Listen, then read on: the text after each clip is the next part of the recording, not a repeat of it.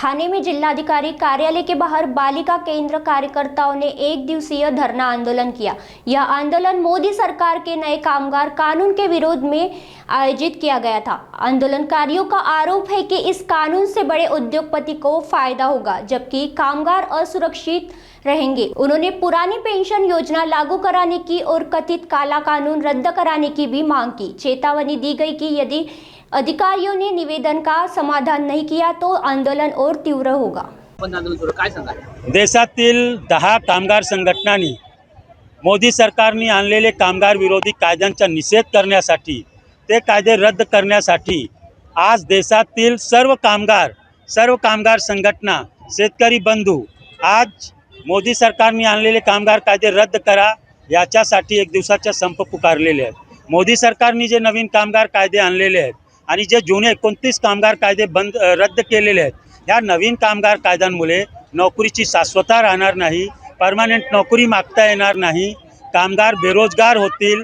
अडाणी अंबानीच्या फायद्यासाठी हे नवीन कामगार कायदे आणले गेले आहेत। या नवीन कामगार कायदे निर्माण करत असताना कामगार वर्गाला, संघटना प्रतिनिधींना विश्वासात घ्यायला पाहिजे होता, पण मोदी सरकारने तसा न करता कामगारांना गुलाम बनवण्याचे नवीन कामगार कायदे आणलेले आहेत। 1 वर्ष काम केलं तरी ग्रॅच्युटी देऊ, याचा अर्थ असा आहे की आता 1 वर्षापेक्षा जास्त नोकऱ्या मिळणार नाही।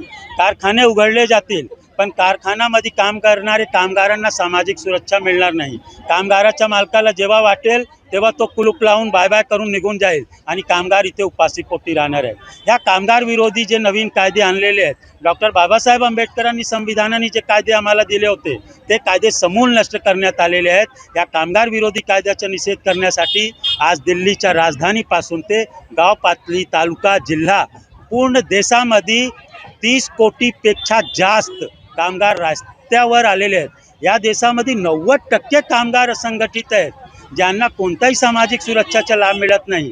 आणि म्हणून मोदी सरकारच्या, भाजप-प्रणीत सरकारचा निषेध करण्यासाठी, कामगार कायद्यांचा निषेध करण्यासाठी आम्ही आज मोर्चा काढलेला आहोत। आजच्याच लोकसत्तामध्ये बातमी आहे की राज्याची सरकार, महाराष्ट्राची सरकार 12 तास काम करून 4 दिवसाचा आठवडा करणार आहे। म्हणजे माणूस काय, मशीन आहे का, रोबोट आहे का, त्याला जीव नाही आहे का?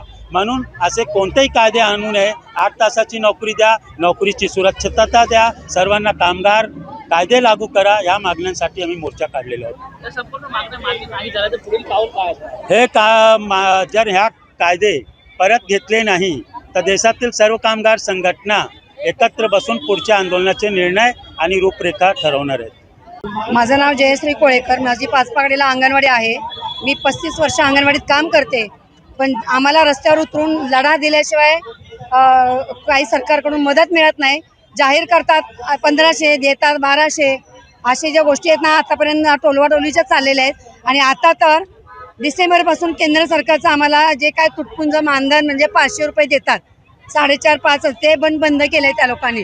तर अशा सरकारच्या आणि कामगार विरोधी कायदे रद्द करण्यासाठी या देशव्यापी संपामध्ये सगळ्या अंगणवाडी महाराष्ट्रातल्या सहभागी होऊन आम्ही आंदोलन करायला उतरलो।